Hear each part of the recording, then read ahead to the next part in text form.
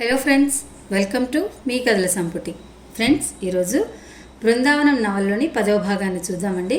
నవలలోకి వెళ్లే ముందు ఇంకా ఎవరైనా మన ఛానల్ని సబ్స్క్రైబ్ చేయనట్లయితే తప్పకుండా ఛానల్ని సబ్స్క్రైబ్ చేయండి, లైక్ చేయండి, షేర్ చేయండి, కామెంట్ చేయండి. ఆసక్తి ఉన్న మీ స్నేహితులకు, బంధువర్గానికి మన ఛానల్ని షేర్ చేసి ఛానల్ని వారి చేత కూడా సబ్స్క్రైబ్ చేయించి నన్ను, నా ఛానల్ని ప్రోత్సహిస్తారని కోరుకుంటున్నాను. ఇక నవలలోకి వెళ్ళిపోదామా మరి. చదువుతున్నది శాంతి నారాయణ. 9వ భాగం చివరికి వచ్చేటప్పటికి అనంత్ అనుకోకుండా హైదరాబాద్కి పని మీద రావడం, అక్కడ పని కాకపోవడంతో రాధికను కలవడానికి ఫోన్ చేస్తే ఎంతకీ లిఫ్ట్ చేయదు. అందుకని రాధిక వాళ్ళ అమ్మకి కాల్ చేస్తే ఇట్లా ఫ్రెండ్తో సినిమా హాల్కి వెళ్ళిందని చెప్తుంది. అక్కడే అనంత్ రాధికను కలుస్తాడు. ఇద్దరూ కలిసి ఇంటికి వచ్చి చక్కగా కబుర్లు చెప్పుకుంటూ భోజనాలు చేస్తారు. ఆ తర్వాత కథలో ఏం జరిగిందో ఈ భాగంలో చూద్దాం. భోజనాలు అయ్యాక బెడ్రూమ్లో నుంచి పెద్ద అట్టపెట్టె ఒకటి పట్టుకొని హాల్లోకి వచ్చింది రాధిక. 2 చేతులతో పట్టుకుని బరువుగా అడుగులేస్తున్న రాధికను చూసి ఏమిటది అంటూ ఎదురొచ్చి సాయం పట్టాడు అనంత్. ఇవన్నీ పాత ఫోటో ఆల్బమ్స్. బాక్స్ని టీపా మీద దింపి భారంగా ఊపిరి పీల్చుకుంటూ చెప్పింది. ఎప్పుడూ గెస్టులు ఇంటికి వచ్చినా మా నాన్న ఈ పాత ఆల్బమ్స్ తీసి బోర్ కొట్టిస్తాడని విసుక్కునేదాన్ని. అలాంటిది ఇవాళ నీకోసం ఆ పని నేనే చేస్తున్నాను. ఎందుకింత ఆశ్చర్యంగా అడిగాడు అనంత్. ఇందాక ప్రేమగా మీ అమ్మమ్మని గుర్తు చేసుకున్నావుగా, అందుకే చూపించాలనిపించింది అంటూ ఒక బ్రౌన్ కలర్ ఆల్బమ్ తీసి చొరవగా అనంత్ పక్కన సోఫాలో కూర్చుంది. పాత ఆల్బమ్ కావడంతో పేజీలు అక్కడక్కడ ఒకదానికొకటి అతుక్కుపోయి ఉన్నాయి. కానీ బ్లాక్ అండ్ వైట్వి, కొన్ని కలర్వి, కలగా పొలగంగా ఉన్న ఫోటోలు చూస్తున్నారు ఇద్దరు. ఇదిగో నువ్వు ఇందాక గుర్తు చేసుకున్నావుగా, సరిగ్గా అదే ఫోటో అంటూ మామిడి చెట్టు కింద అనంత్ తన అమ్మమ్మతో కలిసి తీయించుకున్న ఫోటోని ఉత్సాహంగా చూపించింది రాధిక. ఇది 2 పిల్లకల రాధిక. మరో ఫోటో చూపిస్తూ నవ్వుతూ అన్నాడు అతను. నువ్వు చూడు, పుట్టడమే డిసిప్లిన్తో పుట్టినట్టు పక్కకి దువ్విన క్రాఫు, బిగుసుకుపోయిన భుజాలు అంటూ పక్కపక్క నవ్వింది. నవ్వుకుంటూ చిన్నతనంలోకి వెళ్ళిపోయారు ఇద్దరు. ఉన్నట్టుండి రాధిక చెంపల్ని వెచ్చటి ఊపిరి తాకడంతో తల తిప్పి చూసింది. అనంత్ భుజాలు ఆమె భుజాలను తాకుతూ ఉన్నాయి. అతనే దగ్గరగా వచ్చాడో, తానే అతనికి చేరువైందో రాధికకు తెలియనే లేదు. అతని గొంతు తప్ప మరేమీ వినిపించడం లేదు. విశాలమైన ఆవరణలో ఉన్న ఆ చిన్న ఇంట్లో ఏకాంతంగా ఇద్దరమే ఉన్నాం అన్న ఊహ తలుపుకి రాగానే రాధికకు అదోలా అయింది మనసంతా. అతని సమక్షం, అతని మాటలు, ఇదంతా కలలాగా అనిపించింది. ఆ కలలో నుంచి జారిపోకముందే ప్రతి క్షణాన్ని బంధించి పట్టి మనసులో బంధించి ఉంచాలన్నట్టుగా అతని వైపే చూస్తూ కూర్చుంది. ఈ ఫోటోలో నువ్వు చెట్టు మీద కోతిలా ఎలా కూర్చున్నావో అంటూ హఠాత్తుగా తల తిప్పి చూశాడు అతను. తదేకంగా తననే చూస్తున్నట్టు ఆమె కళ్ళు తనని ఆకర్షించాయి. స్వచ్ఛంగా, నిర్మలంగా, మాయాలోకల్లో ఏదో అద్భుతాన్ని చూస్తున్నట్టుగా ఉన్నాయి అవి. ఏదో మంత్రం వేసినట్టుగా అప్రయత్నంగా ఆమె మొహాన్ని చేతుల్లోకి తీసుకున్నాడు. అతని కళ్ళల్లో కనిపించిన భావాన్ని రాధికలో ఆశ్చర్యంగా, ఆనందం రెండూ ఒకేసారి కలిగాయి. అనంత్ కళ్ళల్లో ప్రేమ, బాధ్యతలు, బంధాలు అన్నింటికీ అతీతంగా అంతరంగంలో నుంచి పెళ్ళుబిక్కినట్టున్న ప్రేమ. అచేతనంగా, అస్పష్టంగా ఉన్నదేదో అప్రయత్నంగా ప్రకటితమవుతున్నట్టు అనిపించింది. కానీ ఈ క్షణం శాశ్వతం కాదని కూడా ఆమెకు తెలుస్తూనే ఉంది. అతనికి నేనేమిటి అన్న స్పృహ వస్తూనే ఈ క్షణం దాని తాలూకా జ్ఞాపకాలతో సహా చేజారిన గాజు కలసంలాగా భళ్ళున పగిలి బద్దలైపోతుందని తెలుస్తూనే ఉంది. అయినా ప్రతి ఆడపిల్ల ప్రేమించిన వ్యక్తి కళ్ళల్లో చూడాలనుకునే ఆ భావాన్ని వదులుకోవడానికి సిద్ధంగా లేదేమో. అతన్ని ఇంకాస్త ముందుకు వంగాడు. ఇద్దరూ శ్వాసలు వేడెక్కాయి. పెదవులు మాట్లాడబోయే కొత్త భాష తాలూకా ప్రకంపనాలు ఆమెకు అర్థమవుతున్నాయి. మధుర క్షణాల్ని అందిపుచ్చుకునే లోపే కర్కశంగా కాలింగ్ బెల్ మోగింది. ఉన్నట్టుండి అతని స్పృహలోకి వచ్చాడు. రాధిక ఊహించినట్టుగానే అతని మొహంలో రంగులు మారాయి. రాధి, ఐఎమ్ సారీ సిన్సియర్గా చెప్పాడు Anant. You have feelings for me. At least ఆ క్షణం వరకైనా నాకు సంబంధించిన వరకు ఇది ఒక స్వీట్ మెమరీ అని చెప్పాలనుకుంది. కానీ చెప్పలేదు. అతను ఏ కారణం కోసం బయటికి సారీ చెప్పాడో, ఆమె అదే కారణం కోసం తను చెప్పాలనుకున్న మాటలు మనసులోనే దాచేసింది. మళ్ళీ ఇంకోసారి కాలింగ్ బెల్ మోగడంతో ఠక్కున సోఫాల నుంచి లేచింది. ఎర్రబడ్డ మొహాన్ని మామూలు స్థితికి తెచ్చే ప్రయత్నం చేస్తూ గబగబా వెళ్ళి తలుపు తీసింది. ఎదురుగా మీనాక్షి నిలబడి ఉంది. అమ్మా, ఇవాళ త్వరగా వచ్చేసారే అంది రాధిక తల్లికి దారి తీస్తూ. ఏంటా ప్రశ్న? అనంత్ వచ్చాడని త్వరగా వచ్చాను. మీ నాన్న కూడా ఇంకో పావుగంటలో వస్తారు అంటూ లోపలికి వచ్చింది. కాసేపటికి మోహన్ రావు, మధు కూడా వచ్చారు.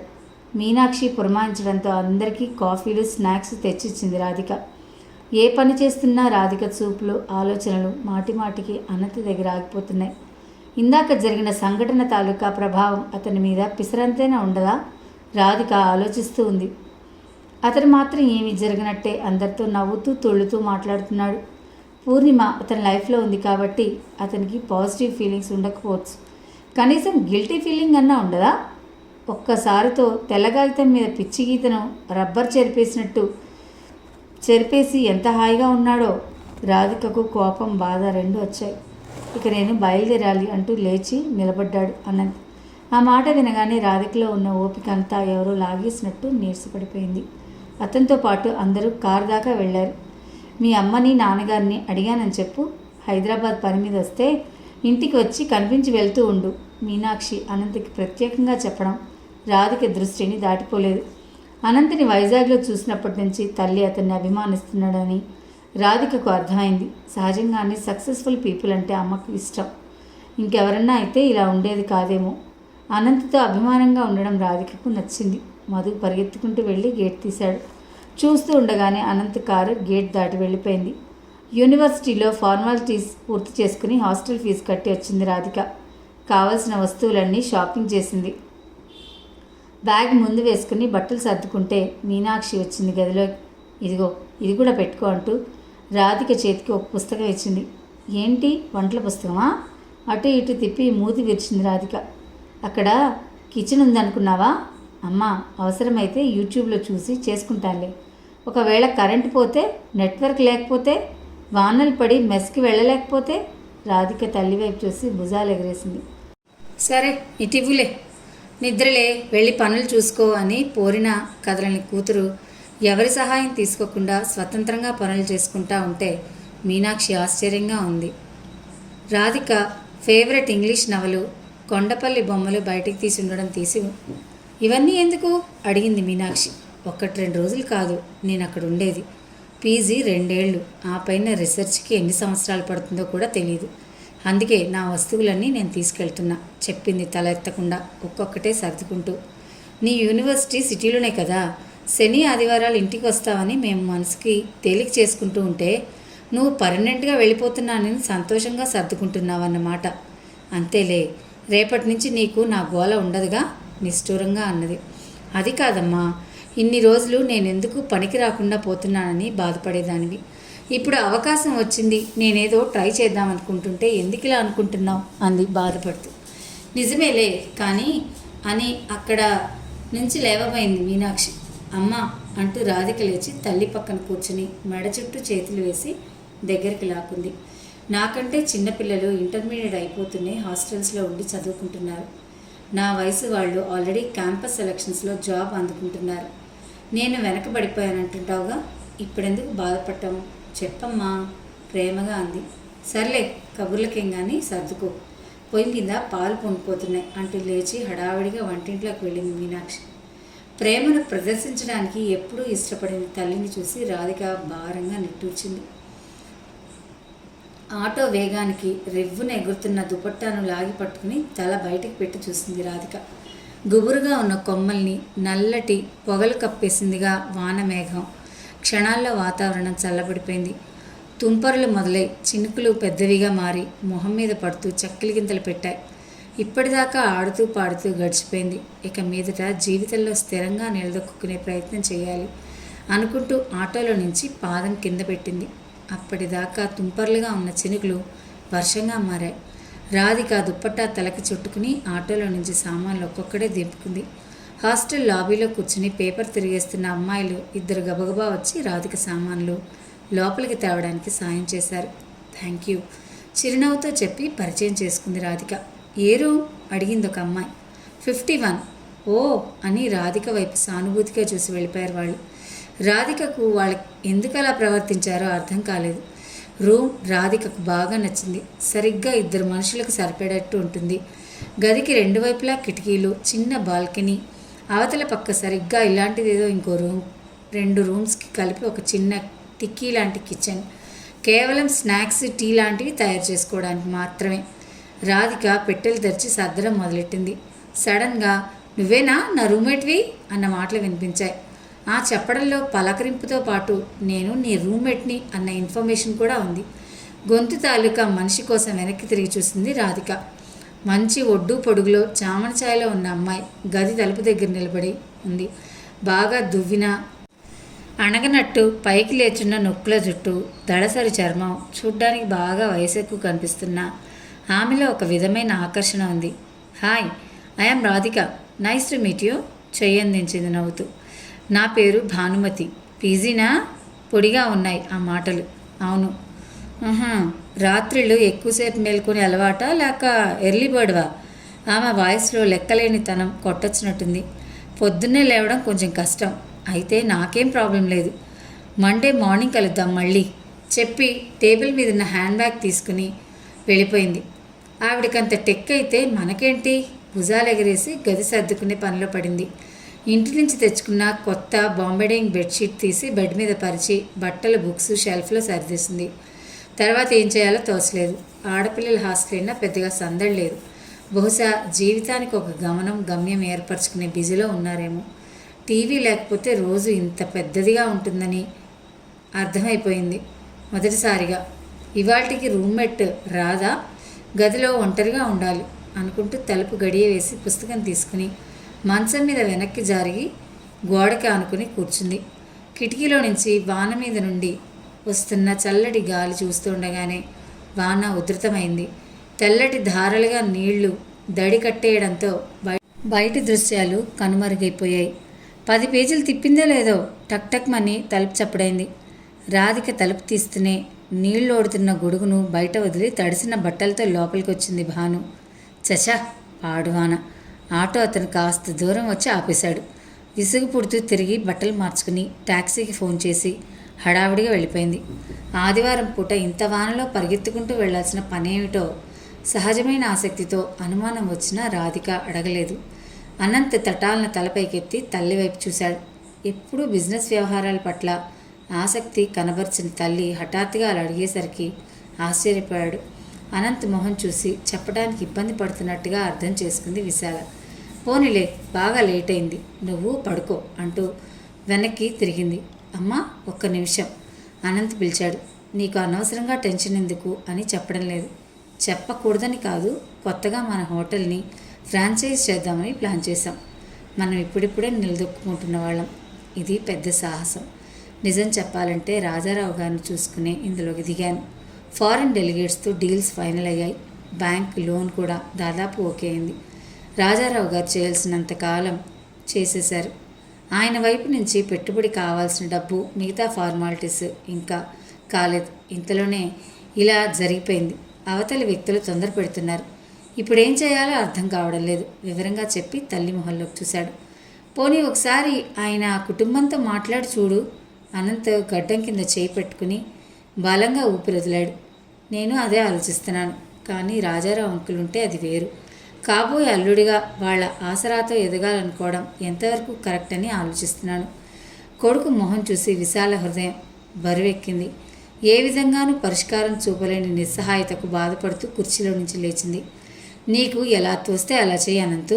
నేను పరిష్కారం చూపలేను, కానీ నువ్వే నిర్ణయం తీసుకున్నా నేను సమర్థిస్తాను చెప్పి అక్కడి నుంచి కదిలింది. కనీసం పెళ్ళయి ఒక తోడన్నా ఉంటే కష్టం సుఖం పంచుకునేవాడివి, ఎప్పటికి ముడిపడుతుందో అంటూ సణుక్కుంటూ దిగింది. ఆ రోజు 11 గంటలకు జరగాల్సిన క్లాస్ క్యాన్సిల్ కావడంతో లైబ్రరీకి వెళ్ళింది రాధిక. ఇంటి వాతావరణానికి దూరంగా ఉండడం, చుట్టూ ఉన్నవారు చదువు మీద ఎక్కువ శ్రద్ధ పెట్టేవారు కావడంతో రాధిక కూడా ధ్యాస అప్రయత్నంగానే చదువు మీద మళ్ళింది. ఖాళీ సమయం దొరికితే లైబ్రరీకి వెళ్ళడం ఆమె కొత్త అలవాటు. రిఫరెన్స్ సెక్షన్లో పుస్తకాలు చూస్తూ ఉంటే సెల్ ఫోన్ రింగ్ అయింది. సైలెంట్ మోడ్లో పెట్టడానికి ప్యాంట్ జోబులో నుంచి ఫోన్ బయటికి తీసింది రాధిక. దాని మీద భాను అన్న పేరు చూశాక రాధిక నిర్ణయం మారింది. భాను ఎప్పుడు ఫోన్ చేయదు సాధారణంగా. బహుశా ఎంతో అవసరమై ఉంటుందనుకుంటూ గబగబా లైబ్రరీలో వచ్చి తిరిగి రింగ్ చేసింది. రాధి, ఓసారి నువ్వు ఫిజిక్స్ రీసెర్చ్ ల్యాబ్కి రాగలవా?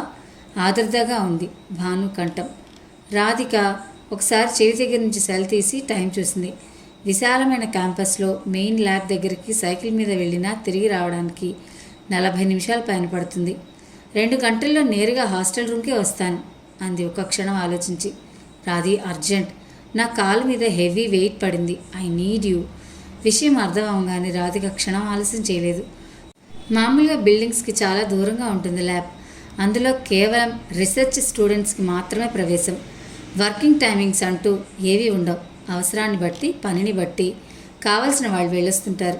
రాధిక లేడీ బర్డ్ సైకిల్కి స్టాండ్ వేసి గబగబా ల్యాబ్ మెయిన్ డోర్ దగ్గరికి వెళ్ళింది. తలుపులు ఐడి స్కాన్ చేస్తేనే తెరుచుకుంటాయి. రాధికకు ఏం చేయాలో పాల్పోలేదు. వెంటనే పక్కనున్న ఎమర్జెన్సీ బజర్ గట్టిగా నొక్కింది. లోపల నుంచి వాచ్మెన్ పరుగున వచ్చాడు. ఏంటోనమ్మా, మీ పిల్లగాలికి ఒకటే హడావిడి. లోపల ఆమె అట్టానే చేసి ప్యానాల మీదకు తెచ్చుకుంది. విసుక్కుంటూ తలుపు తీశాడు. కారిడార్ నుంచి చాలానే రూమ్స్ కనిపిస్తున్నాయి. రాధికకు ఎటువైపు వెళ్లాలో అర్థం కాలేదు. తిరిగి భానుకు ఫోన్ చేయబోతుంటే, బాణమ్మ కోసమా అంటూ ఓ డోర్ వైపు చూపుడు వేలు చూపించాడు వాచ్మెన్. రాధిక వెళ్ళేసరికి లోపల కార్డ్బోర్డ్ బాక్సుల మధ్య చతికిలపడి కూర్చునుంది భాను. రాధికను చూసి బరువు దించుకున్నట్టుగా నిట్టూర్చింది. మ్యాగ్నెట్స్ కోసం పై షెల్ఫ్లో కార్డ్బోర్డ్ బాక్సులు తీస్తుంటే కాలు బెణికి స్టూల్ మీద నుంచి కింద పడిపోయాను. పైనున్న పెట్టెలన్నీ మీద పడ్డాయి. సమయానికి పైడయ్య వచ్చి కార్డ్బోర్డ్ బాక్సులన్నీ పక్కకు లాగాడు. లేవలేకపోతున్నాను, అందుకే నీకు కాల్ చేయాల్సి వచ్చింది. రాధిక భానుని పరిశీలనగా చూసింది. నుదిటి మీద రక్తం గూడు కట్టి ఎర్రగా కమిలిపోయింది. చెంపలు గీసుకుపోయాయి. భాను సెల్ నేల మీద పెట్టి లేవడానికి ప్రయత్నించింది. కుడి చేయి, కుడికాలు, మడమ విపరీతంగా నొప్పి పుట్టడంతో బాధతో కళ్ళల్లో నీళ్లు తిరిగాయి. రాధిక సహాయం పట్టి మెల్లగా స్టూల్ మీద కూర్చోబెట్టింది. నేను ల్యాబ్ వదిలి రావటానికి లేదమ్మా, మీరెళ్ళి ఆటో తీసుకొస్తే దాకా ఏడ్నే ఉంటాను, వెళ్ళి రండి, వాచ్మెన్ పైడయ్య చెప్పాడు. రాధిక ఆటోలో భానుని హాస్పిటల్కి తీసుకెళ్ళింది. కుడి చేతికి ఫ్రాక్చర్ అయింది. కాలు లిగ్మెంట్ దెబ్బతినింది. దానికి బ్యాండేజ్ వేసింది. చేతికి కట్టు కట్టారు. డాక్టర్ రాసిచ్చిన మందులు, కాలు మీద బరువు మోపకుండా నడవడానికి సపోర్టింగ్గా వాకర్ కొనుక్కొచ్చింది రాధిక. హాస్టల్ చేరేసరికి మధ్యాహ్నం 3 గంటలు దాటింది. అప్పటికే మెస్ మూసేశారు. శాండ్విచ్ తిని మందులు వేసుకుని నిద్రపోయింది భాను. అలవాటు లేని తిరుగుడు హైరాణాకి రాధిక మొహం వాడిపోయింది. అలసటగా పక్క మీద వాలబోతుండగా తల్లి నుంచి ఫోన్. కాలేజీ నుంచి వచ్చావా? తల్లి అడిగిన ప్రశ్నకు అవునని అబద్ధం చెప్పింది. రూమ్మేట్ కోసం క్లాసులు ఎగ్గొట్టి హాస్పిటల్ చుట్టూ తిరిగానంటే మీనాక్షి ఏ విధంగా రియాక్ట్ అవుతుందో రాధిక ఊహించింది. అందుకే సులువుగా అబద్ధం ఆడింది. వచ్చి సాటర్డే ఇంటికి వస్తావా? లేదమ్మా, కొంచెం నోట్స్ ప్రిపేర్ చేసుకోవాలి, కుదరదు. కూతురు చదువు మీద శ్రద్ధ చూపిస్తూ ఉంటే మీనాక్షికి సంతోషం వేసింది. సరే అయితే బాగా చదువుకో, ఆ పైవారం రావచ్చులే ఇంటికి. తల్లి మాటల్లో తొణికిన సంతృప్తిని గ్రహించిన రాధిక చిన్నగా నవ్వుకుంది. ఆదివారం ఆట విడుపు వారం. హాస్టల్లో టకటకా వేస్తూ తీస్తూ ఉండే తలుపు చప్పుళ్ళు లేకుండా ప్రశాంతంగా ఉంది ఆ ఉదయం. కిటికీలో నుంచి పక్షులు శబ్దాలు నిద్రమత్తులో లీలగా వినిపిస్తూ ఉన్న బద్ధకంగా పక్కకు తిరిగి పడుకుంది రాధిక. రాధి రాధి నెమ్మదిగా భుజం మీద చేయి వేసి తట్టి లేపుతున్నారు. ఏంటత్తా? మళ్ళీ చెంపలు తట్టినట్టయింది. కాసేపు నిద్రపోని అత్త. అత్త ఎవరు? కరుకుగా అనిపించే భాను గొంతు. రాధిక ఆవలిస్తూ మెల్లగా కళ్ళు విప్పింది. ఎవరా అత్త? ఒకటే కలవరిస్తున్నావు. కుడి చేతి కట్టుకు మెడకి వేలాడేసుకుని వాకర్ సహాయంతో నిలబడి ఉంది భాను. అత్త అంటే మేనత్తలే. ఇంతకీ ఎక్కడికి పొద్దున్నే తయారయ్యావు? మంచి బట్టల్లో కనిపిస్తున్న భానుని ఎగాదిగా చూస్తూ అడిగింది. బయటికి వెళ్లాల్సిన పనుంది, సాయంత్రం కల్లా వచ్చేస్తాను చెప్పి నెమ్మదిగా కుంటుకుంటూ బల్ల మీదున్న హ్యాండ్ బ్యాగ్ని అందుకుంది. చటుక్కున లేచి నిలబడింది రాధిక. ఆమె నిద్రబత్తంతా క్షణంలో ఎగిరిపోయింది. ఒక్క అడుగు ముందుకు వేసి భాను కష్టపడి అందుకున్న బ్యాగ్ను లాక్కుని మంచం మీదకి గిరాటేసింది. నువ్వు చేసే పని ఏమిటి? నీకు సాయంగా ఉండాలని నేను మా అమ్మకి అబద్ధం చెప్పి మరీ హాస్టల్లో ఉండిపోతే నువ్వు కుంటి చేత్తో షికారికి బయలుదేరదావన్నమాట అని నిష్ఠూరంగా. అది కాదు రాధి. ఎప్పుడో అథారిటీగా పెద్దరికంగా ఉండే భాను చిన్నపిల్లలా మొహం పెట్టడం, సంజాయిషి ఇవ్వబోవడం చూసి రాధిక మనసులోనే నవ్వుకుంది. ఏది కాదు, ఆ చేత్తోనే అంత బిగుతుగా ఉండే టాప్ కూడా నీ అంతటి నువ్వు వేసుకున్నావు అంది దబాయింపుగా నటిస్తూ. ఈసారి భాను నుంచి జవాబు రాలేదు. నిస్సహాయంగా కుర్చీలో కూలబడింది. ఏమీ చెప్పడానికి ఓపిక లేనట్టు పాలిపోయింది ఆమె మొహం.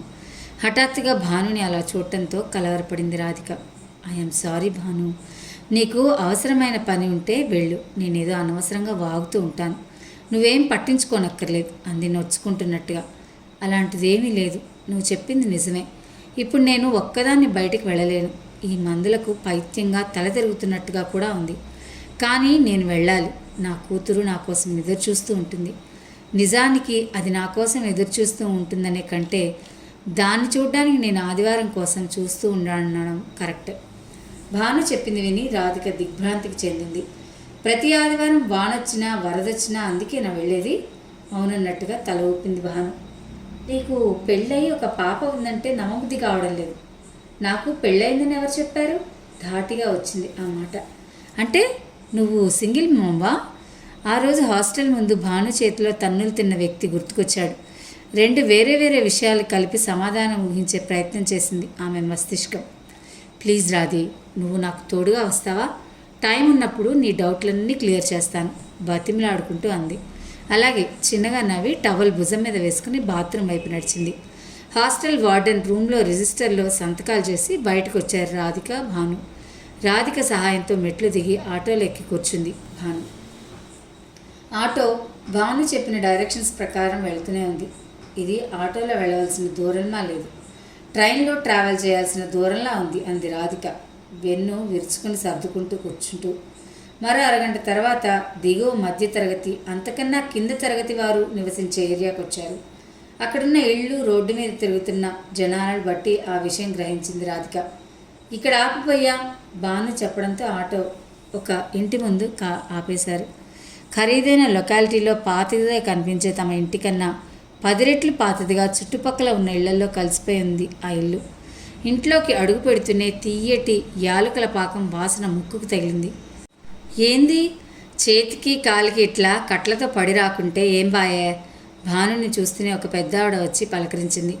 సన్నగా కాయవాటుగా ఉన్న శరీరం, లోపలికి పోయిన చెంపలు, అక్కడక్కడా పాయలుగా నెరిసిన జుట్టు, శరీరాన్ని పట్టించుకున్నట్టు తీరుస్తుంటే కష్టానికి కట్టుబడి రాటు తేలిన మనిషిలా ఉంది.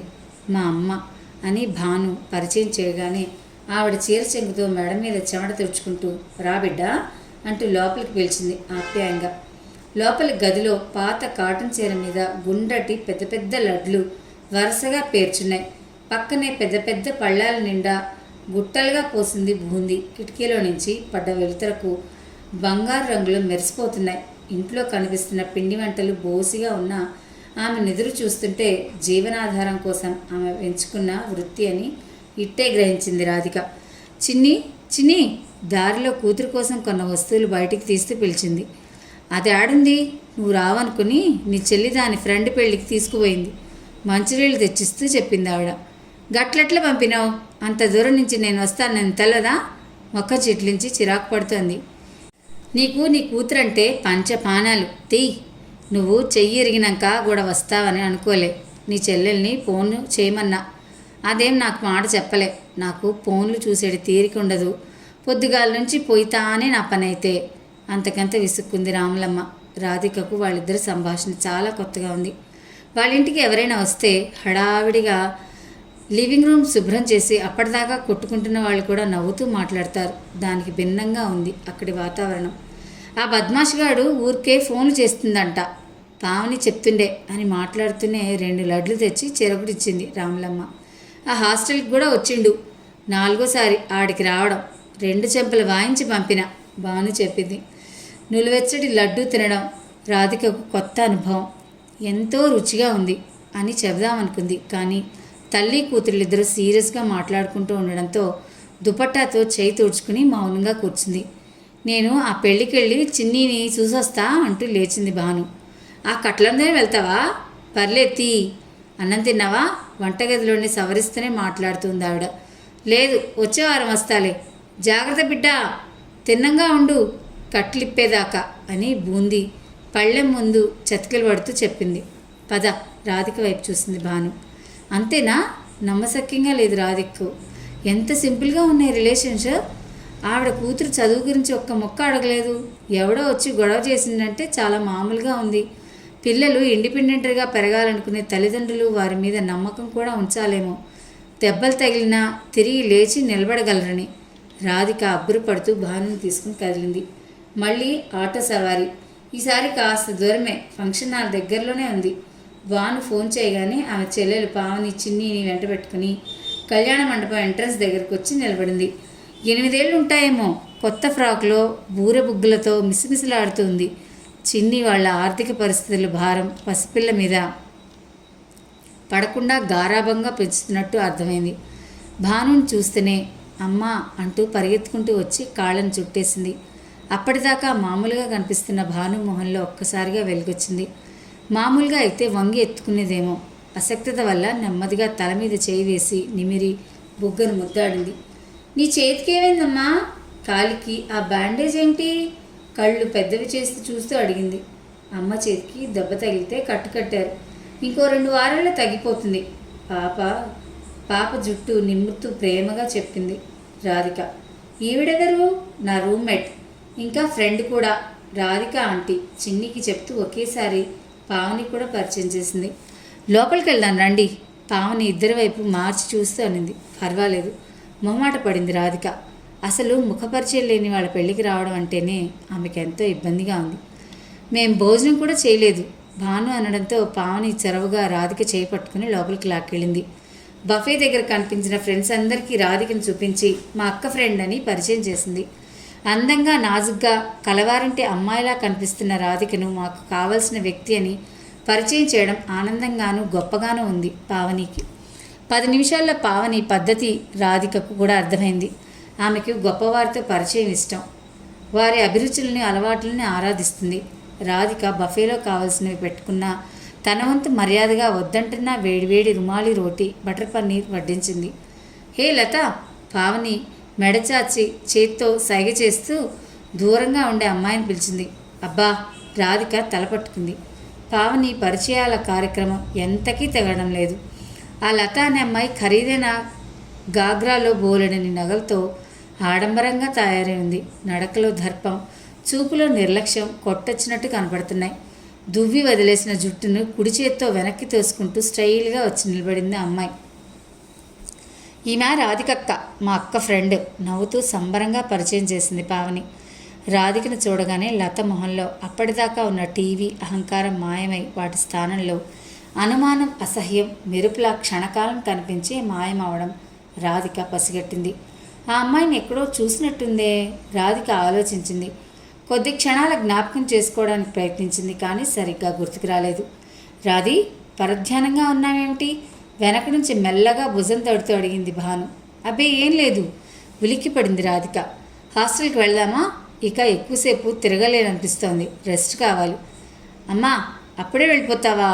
అమాయకంగా మెరిసే కళ్ళతో ముద్దుగా అడిగింది చిన్ని. చిన్నారి మొహంలో దిగులు, వేడుకోలు రెండూ కనిపించాయి. రాధిక చటుక్కున వంగి చిన్న బుగ్గలు పుణుకుతూ, చూడు అమ్మకి ఎంత పెద్ద దెబ్బ తగిలిందో. అమ్మ తొందరగా మందులు వేసుకుని రెస్ట్ తీసుకుంటే తొందరగా తగ్గిపోతుంది. మరి చెప్పు, అమ్మకి త్వరగా నయం కావాలా వద్దా? తొందరగా తగ్గాలి అంటూ తల గుండ్రంగా తిప్పింది. మరి తగ్గిపోవాలంటే నువ్వు ఇంకో పని చేయాలట అంటూ హ్యాండ్ బ్యాగ్లో నుంచి స్కెచ్ పెన్ తీసి చిన్ని చేతికిచ్చింది. అమ్మ చేతి కట్టు మీద నువ్వు ఒక మంచి మాట రాయి. అప్పుడు అమ్మ రోజు దాన్ని చూసుకుంటూ మా చిన్ని కోసం నాకు తొందరగా తగ్గిపోవాలి అనుకుని చాలా బలం తెచ్చుకుంటుంది, సరేనా అంది నవ్వుతూ. అలాగే అంటూ స్కెచ్ పెన్ చేతిలోకి తీసుకుని భాను చేతి కట్టు మీద గెట్ వెల్ అని రాసి తోచిన బొమ్మలు వేసింది. ఇంకో స్మైలీ బొమ్మ కూడా వేస్తాను అంటూ చిన్న బొమ్మ గీసి జాగ్రత్తగా పెన్నుని రాధికకు తిరిగిచ్చింది. పావనికి చిన్నికి వీడ్కోలు చెప్పి బయలుదేరారిద్దరు. ఫ్రెండ్స్, విన్నారు కదా నవలలోని ఈ భాగాన్ని. ఈ నవల మిమ్మల్ని అందరినీ అలరిస్తుందని ఆశిస్తున్నాను. మరిన్ని మంచి నవలలు వినాలి అనుకుంటే తప్పకుండా మన ఛానల్ని సబ్స్క్రైబ్ చేసుకోండి, నన్ను ప్రోత్సహించండి. అలాగే మంచి కామెంట్స్ కూడా పెడతారని ఆశిస్తున్నాను. ప్లీజ్ సబ్స్క్రైబ్ టు మీ కథల సంపుటి ఛానల్. మరో భాగంతో మీ ముందుంటాను. అంతవరకు సెలవు, నమస్తే.